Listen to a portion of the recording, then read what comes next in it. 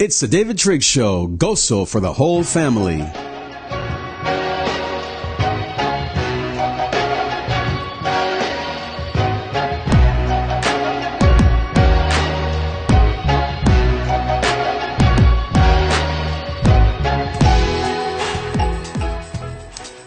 Well, good morning, everybody, and welcome to the David Trigg Show, the Trigg podcast of Joey and Goso TV. How are you guys? Here with my Goso bell.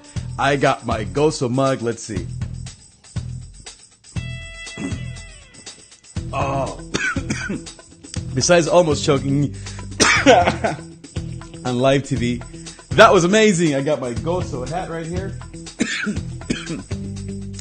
Oh boy, call the paramedics. I'm fine. On this beautiful day, what day is today? Wednesday, trash day, by the way. Don't forget to take out your trash, at least here in the Long Beach area. Excuse me. But thank you guys for being here on this beautiful day. What a gorgeous morning it's been already. It's 8:15. I'm going to just get everything going here, set up my gear. How are you guys? Are you guys feeling well? You guys feeling happy? You guys feeling good? Let me turn my music up again. By the way, this is a nice little kind of a mellow beat that I got going. Do you like it? I wrote that. I think it was just over the last couple of days. I finished it last night. It's a beat that I made, and so check it out. Just listen for it. Just listen to it for a second here. It's called Sinai, as in Mount Sinai.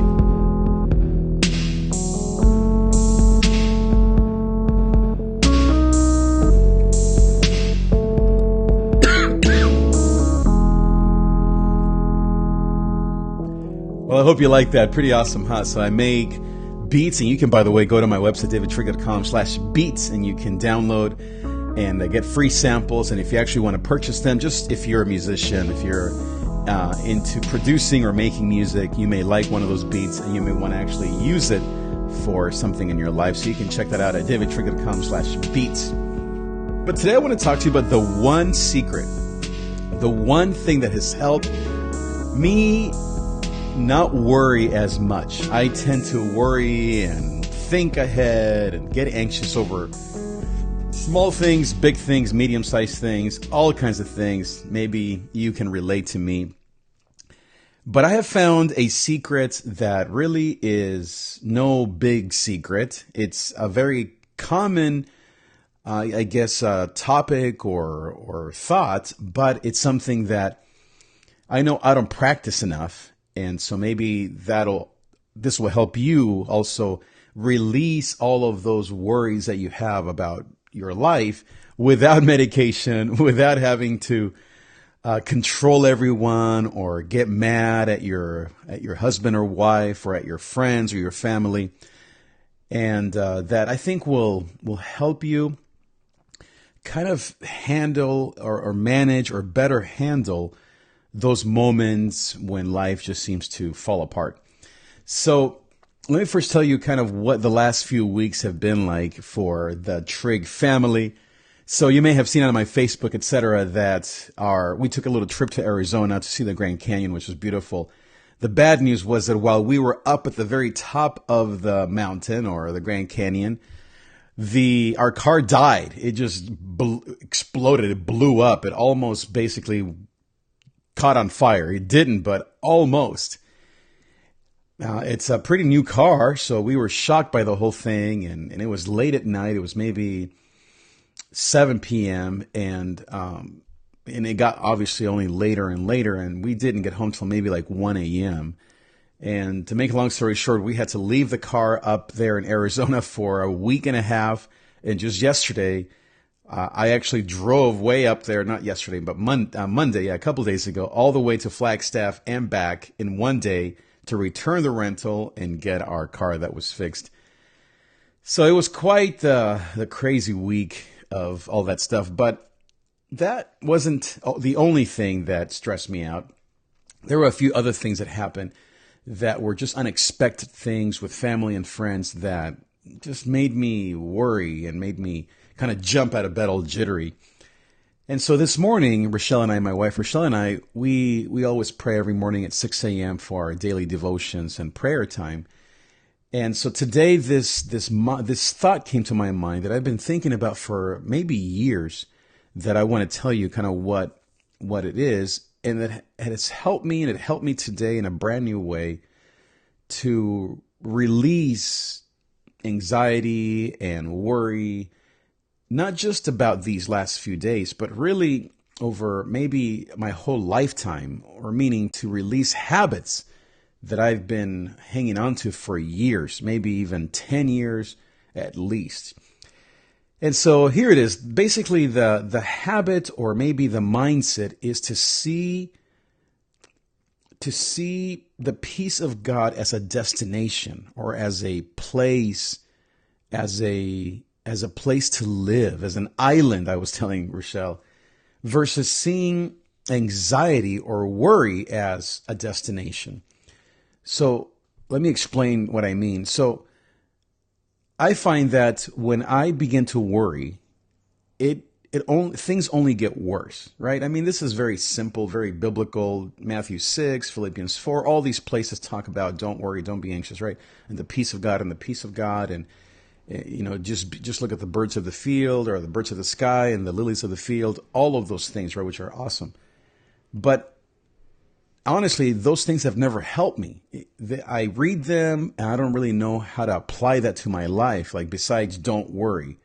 It's like, don't eat ice cream. Like, okay, I want to though. So I was praying this morning, and this idea of seeing anxiety as a destination, and how easy that is for me, at least, maybe for you as well.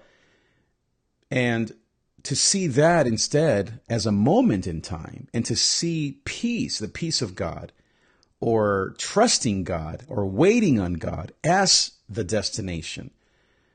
And so let me just keep explaining this, and I think it'll make sense. So we were sitting on the couch, and I was just looking at our house, right? And I thought, it's crazy how anxiety is like a house. We make anxiety or worry a place to live. We have furniture in this place. We have a kitchen.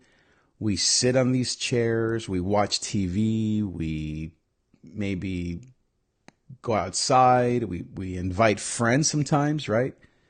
It's like they say, misery loves company. And it was just kind of one of those moments where I thought, it's crazy how anxiety and worry, it almost becomes your house, like a place to live, like a destination.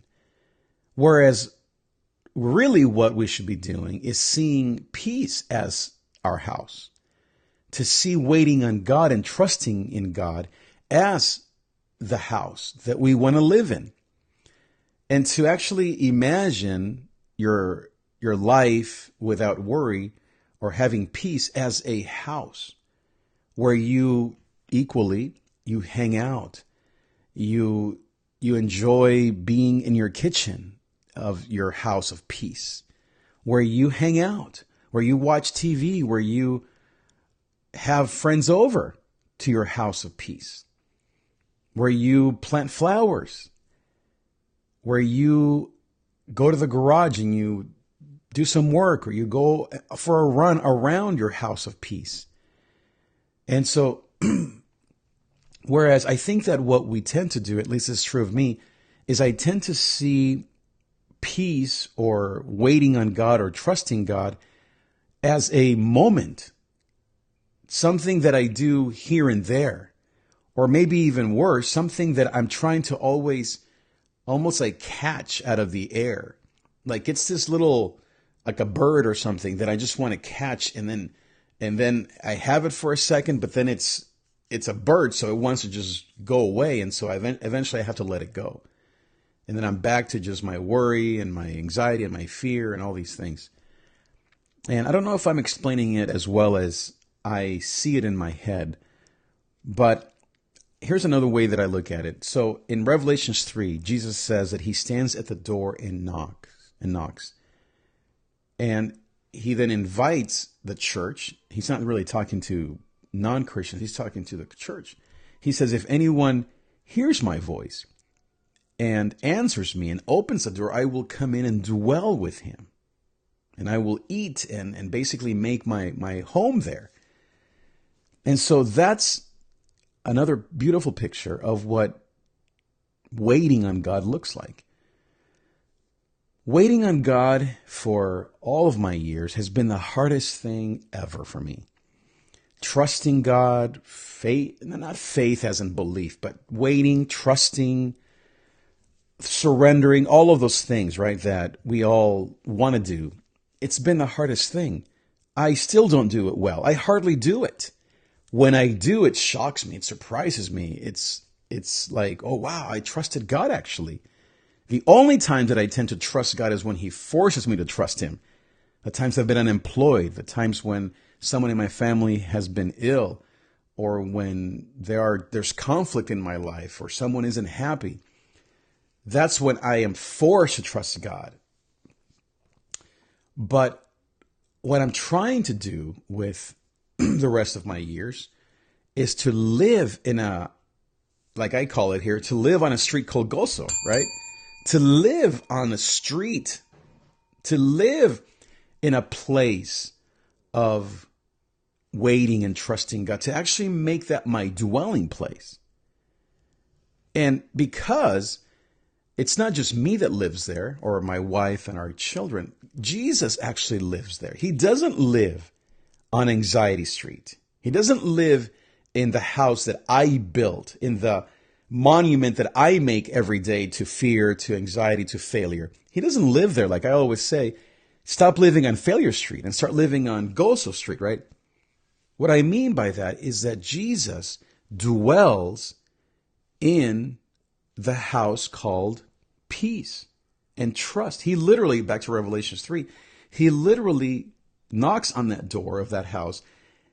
He comes into that house of trust, or called joy, called Gozo, and he lives there. And so when I picture waiting on God, or this idea of trusting in God, what I'm trying to do, just to help me, is to imagine that I'm walking into a house, let's say just our house, and that Jesus is literally sitting at the kitchen table. We have a kitchen table, like all of us. I literally imagine, or I want to imagine him sitting there. So that when I choose to walk into a house called Gozo, or a house called peace, or waiting, or trusting in God, I can literally imagine him waiting for me there. And what does he want to do? Well, he wants to pray with me, talk with me. He wants to show me perhaps great and wonderful things that I can never imagine. He wants to maybe play games with me. He wants to play checkers or chess or cards. Jesus is fun. He's not just boring and praying for you. I imagine a whole house, like when I come home and my family's here. It's that same feeling. Imagine, when I come home, I love coming home. In the summer is different because everyone's here and schedules are off. They're different. But in the fall or in the spring, I love coming home because first Daisy is here. Nobody else is here sometimes. And so Daisy's always here. And how do our dogs wait for us? With total expectation and with heart and love. And, they're just so excited to see you. And then my wife gets home maybe a little bit after that. So I love hearing her drive up. Our teens, normally they're out of school by 2 or 3, so they're probably home, and so maybe they come down, and it's just a beautiful thing. It's a beautiful scene, and that's why my heart feels at peace when I'm surrounded by them, because they're in that house. They live here. They're in this house called the Trig house, right? The Trigueros house. But when I come home other times, especially when the kids were younger, maybe they were in school till 4 or whatever, 4:30, I would come home and maybe we didn't have Daisy yet. And it's so sad to come to an empty house, right? It's the same thing. When we walk into the house of worry, nobody's there. It's an empty place. It's a sad place to be. It's a place that only our demons live. All of our worst fears live there. But what do? Instead of running out the door, we tend to hang out in that house. We tend to make a day of it. And we keep making things worse and worse in our minds. We think, well, what if he leaves me? What if this person gets worse? What if this thing fails? What if I'm not good enough in this area? And we begin to not only hang out in this house called failure, but we add furniture. We get on Amazon and we order more and more chairs and bookshelves and flowers, even though the flowers are dead. And suddenly we're living in this big old mansion called Failure Street, or called worry, or called pain, or called disease, or loneliness, or depression, or suicide. And we build this monument to anxiety.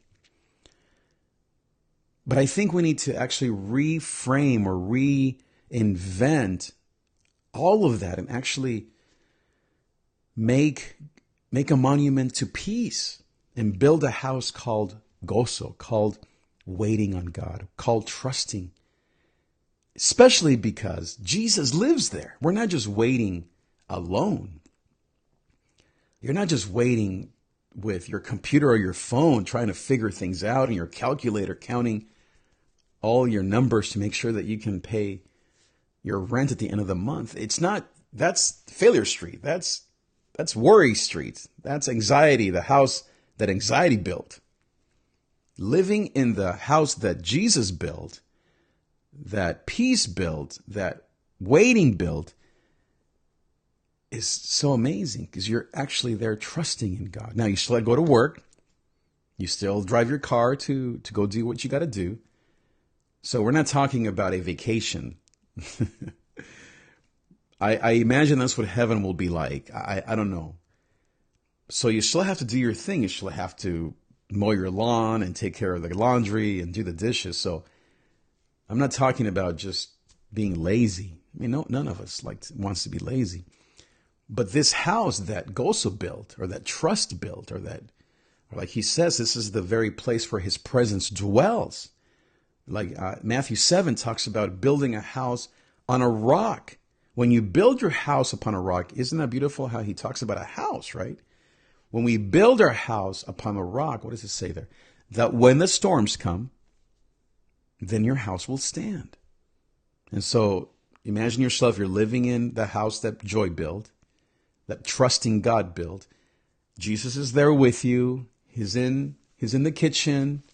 He's with you wherever you go. He's always available. But then one day an earthquake hits. No gozo, right?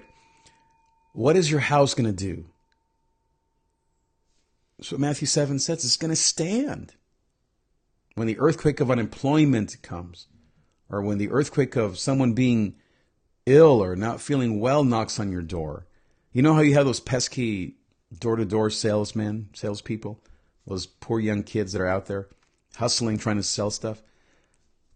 It's annoying, right? You want to be nice, but I don't need another subscription to whatever, right? Those things come knocking on your door. Worry and health issues, and your family's not well, and you're still unemployed, or you can't get a ride to work, or your girlfriend left, your boyfriend is not faithful. What happens though if you're living in the house that Trust built, and that Jesus is there with you? Your house will stand. But if you build your house upon the sand, it says right there that your house will fall.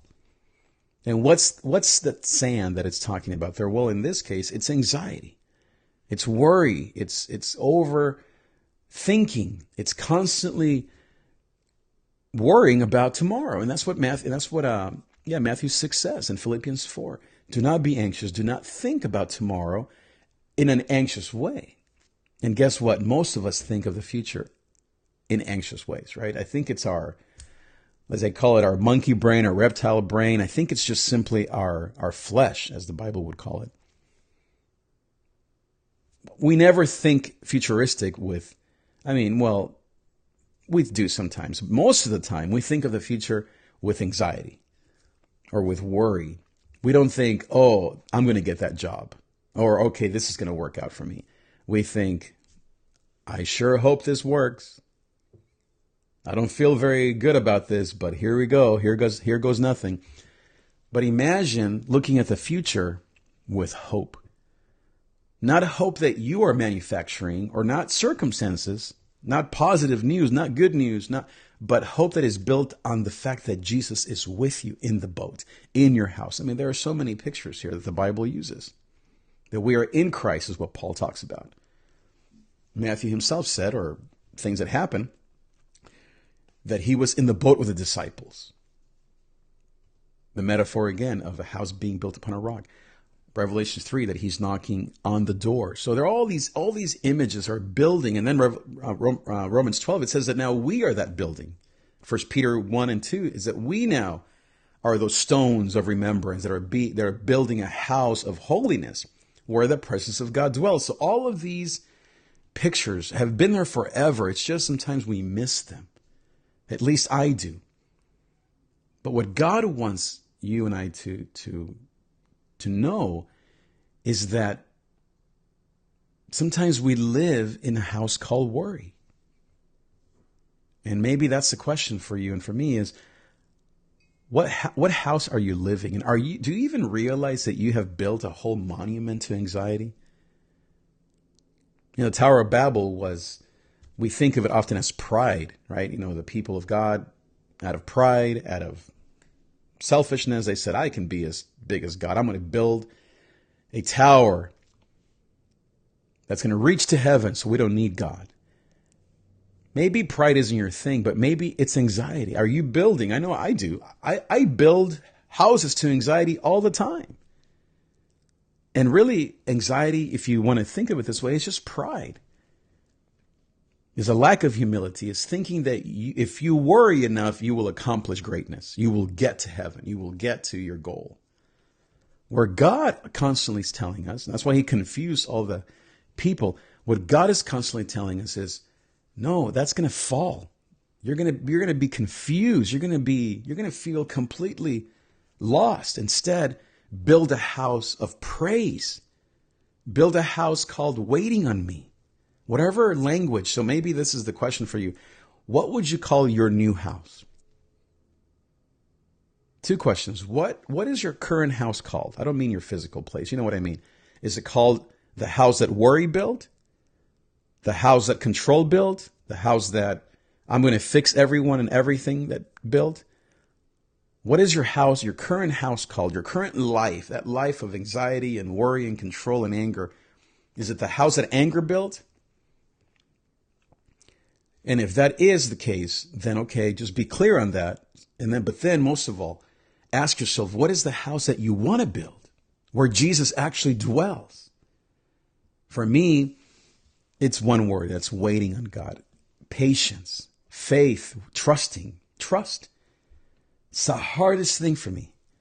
I can build a house that worship built. I can live in the house that helping people build. I can live in the house that loving my family built. But the house that I need to build, where God actually dwells, is the house that waiting on God built. Because that's what I don't want to do based on childhood stuff, based on a million reasons. So you want to be clear. Name that house. So what is the name of your house that you need to build? Is it the house that, prosperity built? Maybe you're supposed to be prospering and you're living or playing small. Is it the house that grace lived? Hello, Brother Gabriel. Is it the house that peace built? What's the name of that house where the glory of God dwells?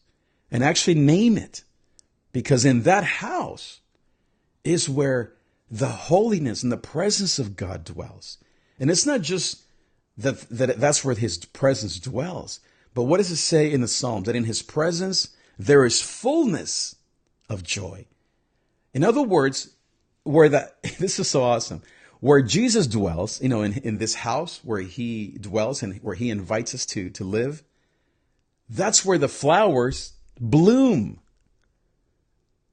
That's where he doesn't live in a little tiny house out in the desert somewhere. He lives in a mansion. So when he invites us into his house, he's inviting us into a place of prosperity and abundance in Christ, in this world. Financially, health, life, mental health, kids, how you dress, physically, fitness. That's where he dwells. That's where his presence dwells.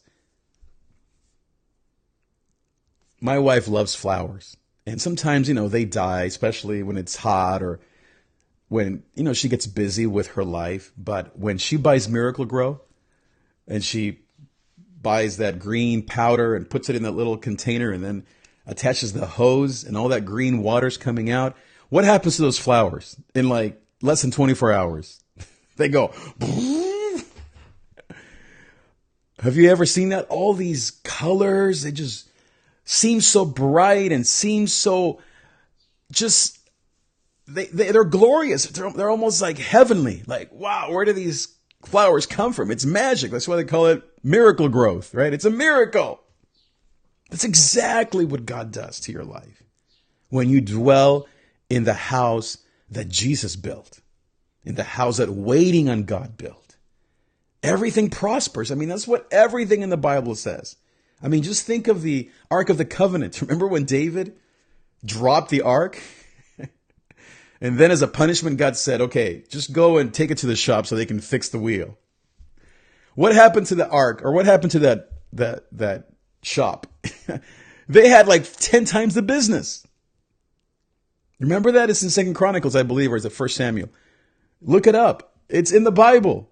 This is not just me making things up. Wherever the presence of God is, things grow, things prosper.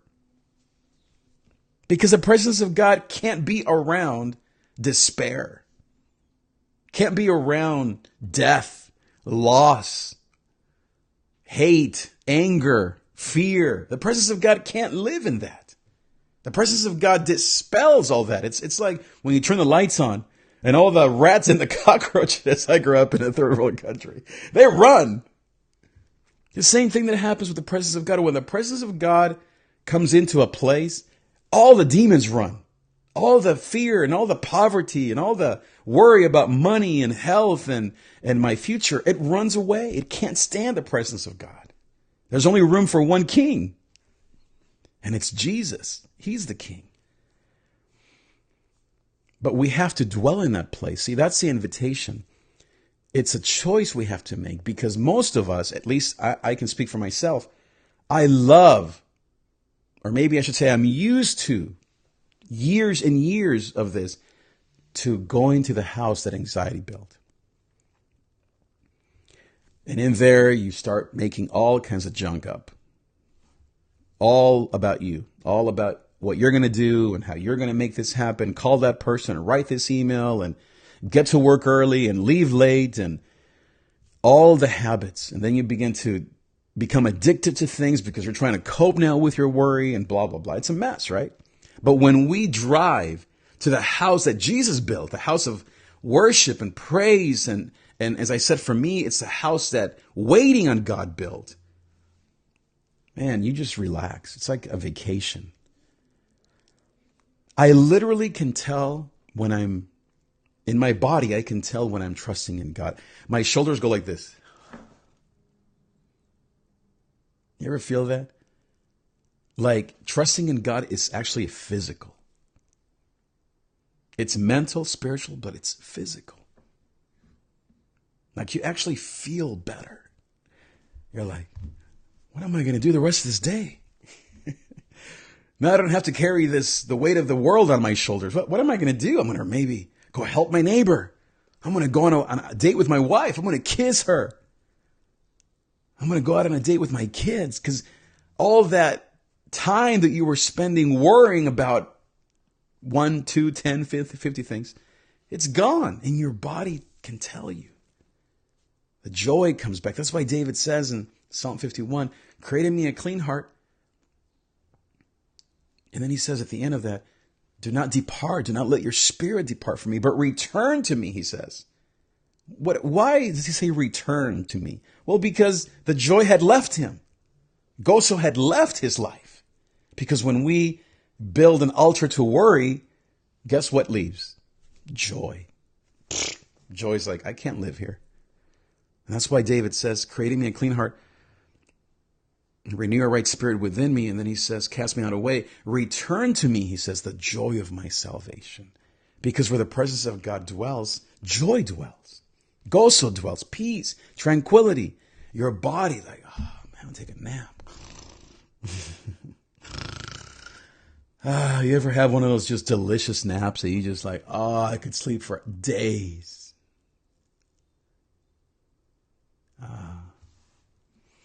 You know, one of the things my father used to ask me, rest in peace, my dear father. I didn't grow up with him, but he wrote me letters all the time. And that was the way that he mentored me for 20 years, and we were apart.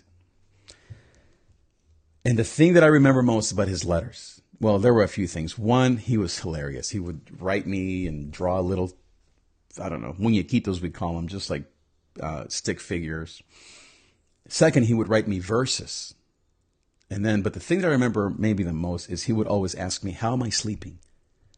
He's like, son, how are you sleeping? And I was maybe, 18? I'm like, I don't know. I guess I'm sleeping fine. But now that I'm older, I get it, because he was asking me, how is your joy, son? How is your peace, son?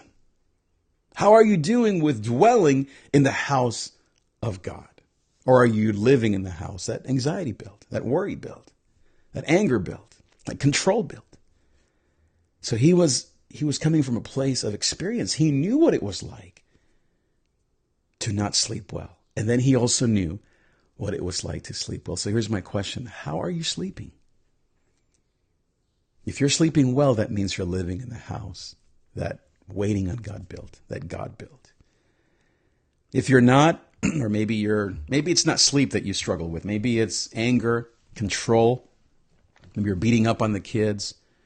Maybe it's a pornography addiction or overeating, or maybe you're overworking. Whatever maybe you know are your addictions, if those meters are going up, then maybe it's time for you to say, am I living on Failure Street once again? Is it time for me to live on Gozo Street, on the peace of God Street, on the house that waiting on God built? For me, as I've said, I want to, here for this next season of my life, to live in the house of God. And what I mean by that specifically is to live in the house that waiting built, that faith built, that trusting in God built. Because that's the hardest thing for me. I trust in good looks. You know, right, Brother Gabriel? For us, it's easy to trust in our good looks. I will trust in everything and anything besides or before I trust in God. It's just how I'm made. We all have our things. To me, it's trust, faith, patience. And so that's what I've named my house. So I don't have an actual drawing here, but I really should draw. Here, let me see if I can do something here really quick, just to kind of give you a little example. I'll just do a little thing here, and I'll just draw a little house here. And I'm going to put here, trust. Yep, trust. And I'm going to put a happy face here, okay? So this is the house that trust built. Can you see that? See? That's the house where I want to live. And that's Jesus right there. That's him. He lives there. I want to live in this street. I'm going to actually put a little door here and I grew up in all the little flowers. I remember these little drawings from when I was, in elementary school. See, look at that. The little door, that's where we walk in. Jesus lives there. And then look, all those little X's are flowers. It's prosperity, abundance, peace, joy, all the fruits of the Spirit. That's where I want to live. I'm going to put that on here. There it is. My commitment is to live in the house that trust built, to dwell in that house. What is your house called? Make that commitment today. Make that commitment today. And may you practice that, and may you see prosperity come back into your life and into your marriage and into your kids' lives. May he shine his face upon you, and may you experience the fullness of God today, this week, and the rest of your life.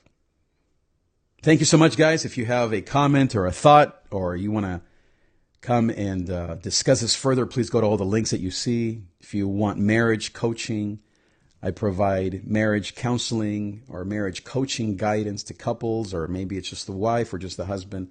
Go to davidtrigg.com/findinglove, and you see all the other things that I have here available. I mostly work with three kinds of people: couples, with young adults, and with creatives. So if you are a creative, let's say, and you want to learn more about media and how to get your message across, how to build a business around your own knowledge, I would love to help you. If you're a young adult, someone in maybe 16 to 30, 29, and you want guidance with life, career, relationships, I would love to help you. Or if you are a couple, or maybe it's just the wife or just the husband, and you want guidance when it comes to your marriage, then also I would love to help you. I have different programs available to help you out. Thank you guys so much. I'm so excited. Let me play that song again that I wrote just the other day as I go. Adios.